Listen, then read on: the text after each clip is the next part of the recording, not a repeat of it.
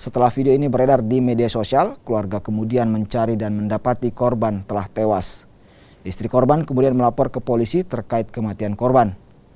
Polisi yang melakukan penyidikan menemukan korban tewas dianiaya dengan benda tumpul di sejumlah bagian tubuh.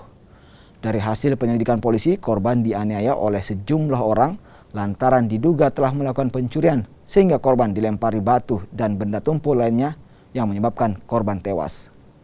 Kini polisi masih memburu para pelaku penganiayaan.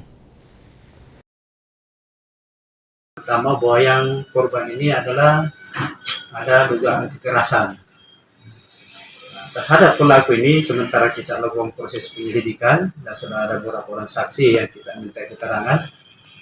Setelah akan kita lakukan proses sejauh mana kasus ini. Untuk jumlah sendiri komandan, dugaan untuk tindak kekerasan ini berapa orang?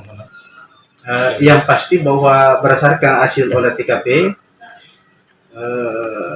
pelaku ini lebih dari satu orang. Nanti kita dalam proses penyidikan akan ketahuan kira-kira berapa pelakunya. Untuk motif pembunuhannya sendiri bagaimana? Jadi ada dugaan bahwa korban ini katanya ya dugaan bahwa pelaku pencurian ternak. Tapi pada saat kejadian itu kita